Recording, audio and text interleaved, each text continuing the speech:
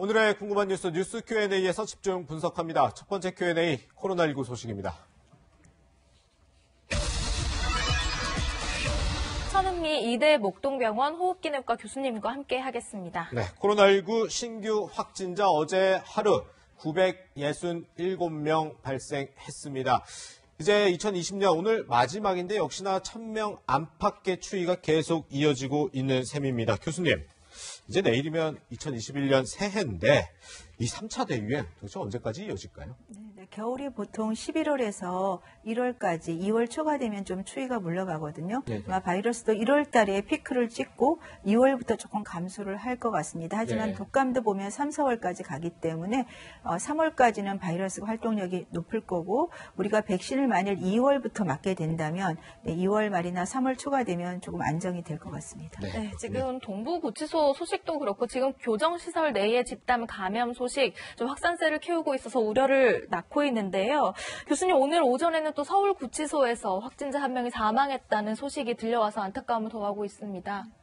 서울구치소에 이제 계신 분이 출소를 이미 하셨는데 그분이 아마 확진자였고 그분과 같이 접촉을 했던 2명이 확진이 됐습니다. 근데 그중에 1명이 나이는 젊으세요. 35세인데. 30세. 그렇죠. 기저질환으로 고혈압과 당뇨가 있으세요. 근데 젊으신 분이라도 이 코로나19는 고혈압과 당뇨에 굉장히 취약합니다. 혈관으로 이 바이러스가 침투를 하기 때문에 이분 같은 경우는 확진을 받고 치료를 제때 받지 못하고 응급실에 오고 그 사이에 이제 사망을 하셨기 때문에 앞으로 이렇게 구치소나 교도소에서 제때 병원 치료를 받지 못하면 앞으로 사망자가 늘어날 확률은 분명히 있습니다. 네. 근데 이 사람이 어제까지만 해도 뭐 건강 상태가 굉장히 양호했다고 그러는데 이 교정시설의 역시 특징이라고 할지 뭐 응급실 갔다가 응급실을 자리가 없어서 대기하다 또 숨졌다 이런 소식까지 들려서 참 안타깝더라고요. 코로나19가요. 증상이 나타난 지 일주일이 되면 우리가 보통 폐혈증이나 급성호흡부전으로 사망에 이릅니다. 그러니까 말씀드린 대로 젊은 분이었기 때문에 기저질환이 없으셨다면 괜찮았을 수 있어요. 그런데 이 고혈압, 당뇨랑 기저질환이 있는 경우는 나이가 고령인 경우는 더 위험하지만 젊은 경우도 분명히 위험하기 때문에 이 코로나19에 대해 제대로 조치가 안 들어간 그런 사례가 되겠습니다. 그렇군요.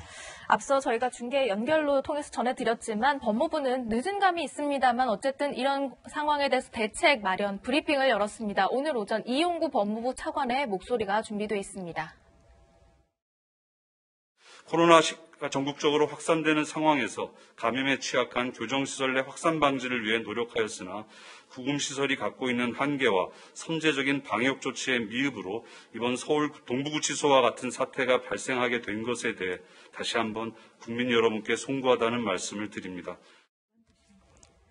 네, 이용구 법무부 차관이 그동안 방역 조치가 미흡했다 이렇게 사과의 메시지를 내기도 했는데요. 오늘 발표된 내용 중에 보면 모든 교정시설에서 2주간 거리두기 3단계 조치를 하겠다라고 했는데 이게 교정시설 내부 상황을 저희들은 모르기 때문에 이게 어떤 의미가 있을지 또 어떤 내용일지가 좀 궁금하더라고요. 네, 발표하신 내용을 보면 접견인이라든지 그런 경우도 대부분 안 하겠다는 거죠. 그러니까 사람과의 만남을 완전 차단하겠다는 그런 의미로 거리두기 3단계인 것 같습니다. 네, 그렇군요. 지금 서울 동부구치소 집단 감염 현황을 좀 살펴보면 뭐 수용자 771명이 확진됐고 직원 21명이 확진됐고 또 여기에 지금 이들의 가족까지 포함하면 지금 800명을 넘게 807명이 지금 확진이 된 셈인데 오늘 오후에 이 4차 전수검사 결과 나온다고 하니 또 대폭 늘어나지 않을까 우려가 되거든요. 네, 그렇습니다. 지금 3차까지 보통 기본이 200에서 거의 300에 육박하는 숫자가 나왔고 그 사이에 분명히 N차 감염이 잠복기에 있던 분이 계실 거기 때문에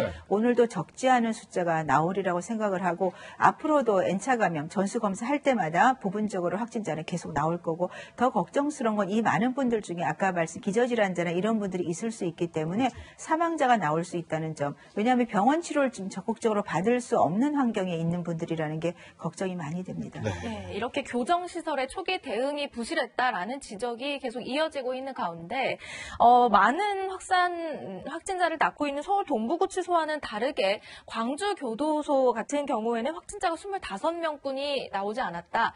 이게 이제 곳이 비교가 되는데요. 방역의 성패를 가른 좀 직접적인 이유가 있을까요? 네, 가장 중요한 건 전수검사를 제때 한 것 같습니다. 광주교도소 같은 경우는 11월 9일 날 이제 이제 직원이 2명 감염이 됐는데 재소자와 접촉을 하지 않는 분들인데 불구하고 예. 직원을 전체 300명 검사했었고요. 그다음 11월 21일 날은 직원이 1명 추가 확진됐는데 그분은 접촉자, 그러니까 재소자들과 접촉하는 분들이어서 전체를 다 검사했던 거죠. 2,500명을.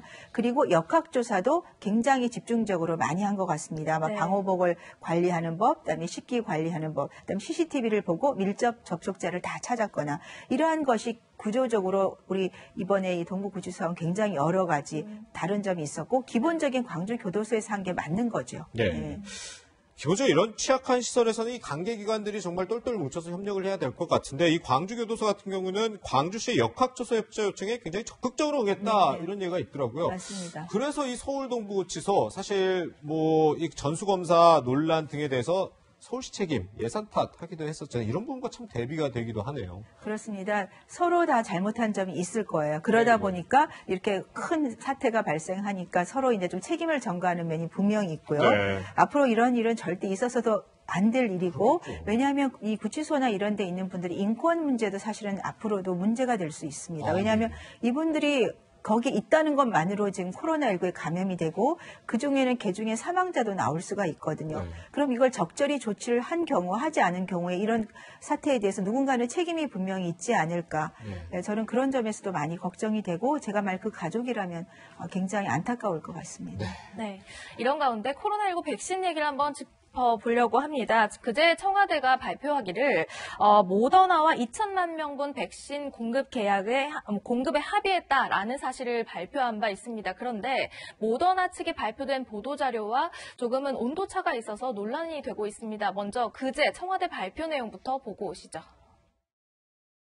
반셀 CEO는 특히 한국 정부가 빠른 계약 체결을 원하면 연내에도 계약이 가능할 것이라며 한국 국민에게 희망이 되는 소식이었으면 한다고 말했습니다. 문 대통령은 호의적인 말씀에 감사하다면서 가급적 연내에 계약을 체결하길 원한다고 입장을 밝혔습니다. 어제 문 대통령과 반셀 CEO 간의 합의에 따라 정부와 모더나는 우리 국민 2천만 명에게 접종이 가능한 물량의 백신 공급 계약을 연내 체결할 계획입니다.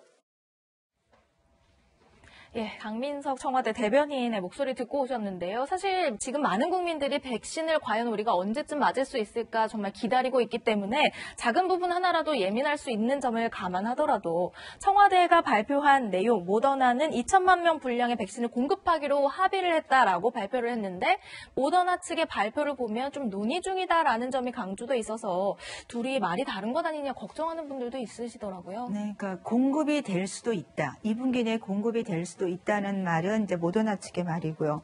네. 그리고 우리는 2분기부터 시작하기로 했다. 네, 조금 말의 차이가 있죠. 그렇죠. 시작하기로 했다는 그때부터 바로 맞을 수 있다는 거고 공급이 될 수도 있다는 거는 여건이 좋으면 공급을 할 수도 있지만 여건에 따라서 늦어질 수 있다는 말이기 때문에 좀 온도차가 있는 것 같습니다. 그렇군요. 근데 조금 또 방금 강민석 청와대 대변인 얘기를 보면 백신 계획을 연내 체결할 계획이다. 연내면 오늘이 2020년 마지막 날인데 아직 소식은 안 들린 것 같죠? 네, 그렇습니다. 연내 아직 12시까지는 시간이 있으니까 그렇죠. 아직 12시간 남았죠. 기다려보고 연내가 안 되더라도 내년 초에 최대한 빠른 시간 내에 아마 이 계약이 체결되길 희망합니다. 예. 그렇군요. 또 이 보도자료 내용 보면 이 모더나의 보도자료인데 발표 내용은 약속도 보장도 아니다 이런 문구가 있던데 이거는 뭐 어떤 의미로 봐야 되는 건가요? 그러니까 이제 백신이 개발되는 불확실성 때문에 항상 따라붙는 문구라고 이제 정부에서는 말씀을 하시는 거고 아마 그거는 일부분 있을 것 같습니다. 있지만 국민 입장에서는 그런 문구가 붙은 거에 대해서는 좀 불안감을 감출 수가 없는 거고 그렇기 때문에 좀 정확하게 어느 시기에 얼마큼 물량이 들어와서 우리가 어느 정도 우리 국민들이 맞을 수 있는지 사실 그런 구체적인 저는 발표가 굉장히 중요할 것 같아요. 그렇겠죠. 왜냐하면 이미 다른 나라 40개국 이상이 맞고 있기 때문에 우리 우리는 언제 맞을 수 있냐에 대한 그런 정보를 좀 구체적으로 발표하면 좋겠습니다. 네, 이런 가운데 국내 1호 코로나19 백신 접종자가 나올 것으로 보입니다. 정부가 주한미군 내 카투사의 코로나19 백신 접종을 허용했다라는 소식이 들려왔는데요. 그동안 방역당국은 신속성과 안전성 중에 고민을 하는 모습을 보이기도 했지만 이렇다고 하면 이제는 안전하다고 판단이 선 걸로 볼 수 있을까요?